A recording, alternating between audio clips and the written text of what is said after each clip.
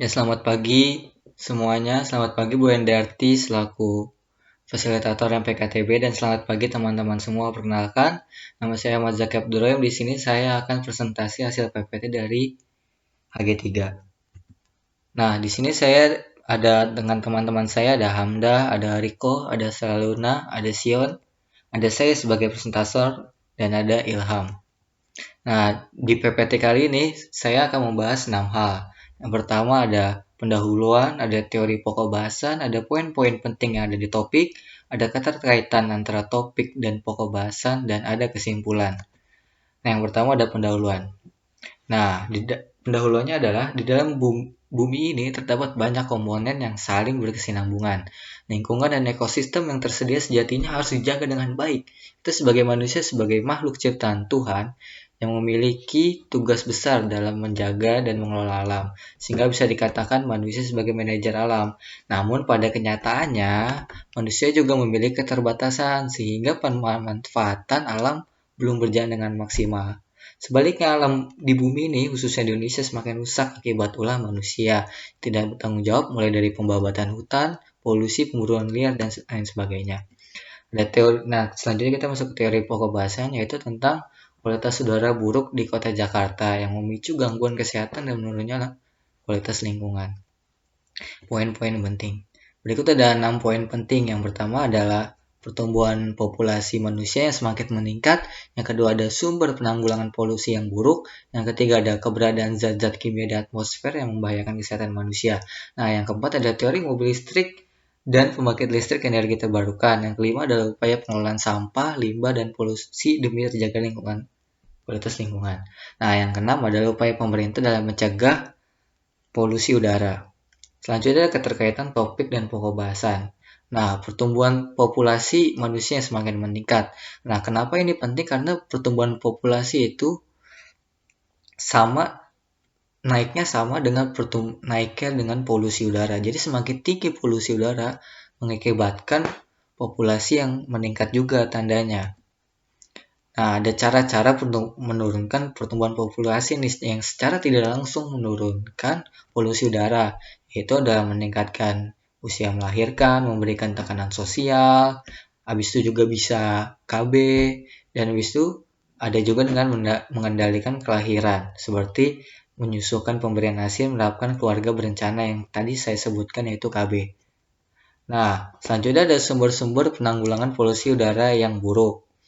Nah, sumber-sumbernya itu ada dari sektor industri, cerobong asap, rumah tangga, debu, pembakaran sampah, habis itu ada kegiatan konstruksi, nah habis itu ada penggunaan kendaraan bermotor.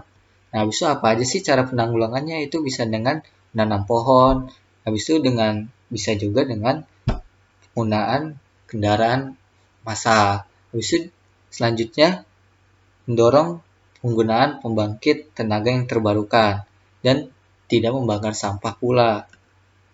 Nah, selanjutnya zat-zat kimia yang membahayakan di atmosfer. Seperti kita lihat sekarang, ada zat-zat yang berbahaya seperti karbon dioksida, karbon monoksida, dan yang lain-lainnya.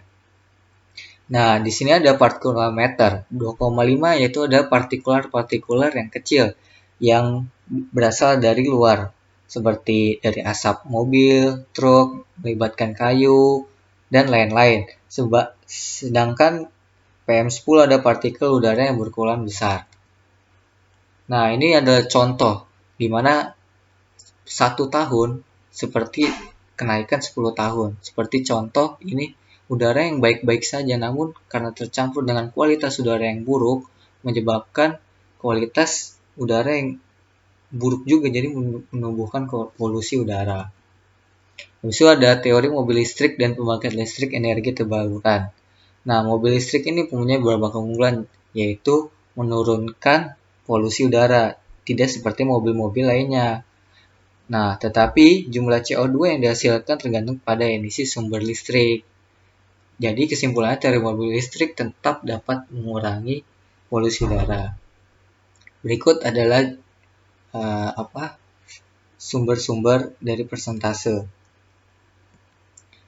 Nah, selanjutnya adalah upaya pengelolaan sampah, limbah, dan polusi udara. ada pengelolaan sampah dan limbah, yaitu ada 4, yaitu memilih sampah, reduce, bisa juga reduce, reuse, recycle, upaya go green, dan pengelolaan biogas. Ada juga dengan pengelolaan polusi seperti mengurangi asap industri, mengurangi asap rokok, mengurangi asap kendaraan, menanam pohon, hemat listrik, dan buang sampah pada tempatnya. Nah, selanjutnya yang terakhir adalah upaya pemerintah dalam mengurangi polusi udara sebagai bentuk upaya mitigasi. Nah, yang pertama, pemerintah bisa memperbanyak transportasi umum dan menghimbau masyarakat untuk lebih menggunakan transportasi umum. Nah, yang kedua adalah menyediakan transportasi umum yang ramah lingkungan seperti KRL dan juga MRT. Nah, selanjutnya, pemerintah juga bisa untuk membangun dan mengembangkan taman kota. Nah, yang terakhir, ini yang penting, nggak kalah penting juga, menegakkan hukum dan mendorong penerapan perkembangan teknologi pada sumber-sumber pencemar industri. Nah, kita sudah sampai di bagian akhir, yaitu kesimpulan. Nah, seiring dengan bertambahnya jumlah penduduk, tentunya akan meningkatkan beban yang harus ditanggung alam. Masalah lingkungan dapat semakin kompleks apabila pertumbuhan manusia dan segala aktivitas yang menyertai keberlanjutan tidak diiringi dengan upaya untuk meminimalisir dampak negatif dan menjaga kelestarian alam. Maka kita sebagai manajer alam harus bertanggung jawab dan menjaga lingkungan sebagai wujud terima kasih atas segala yang disediakan oleh Tuhan. Nah, terima kasih. Sekian dari saya. Kurang lebihnya mohon maaf. Apakah ada pertanyaan?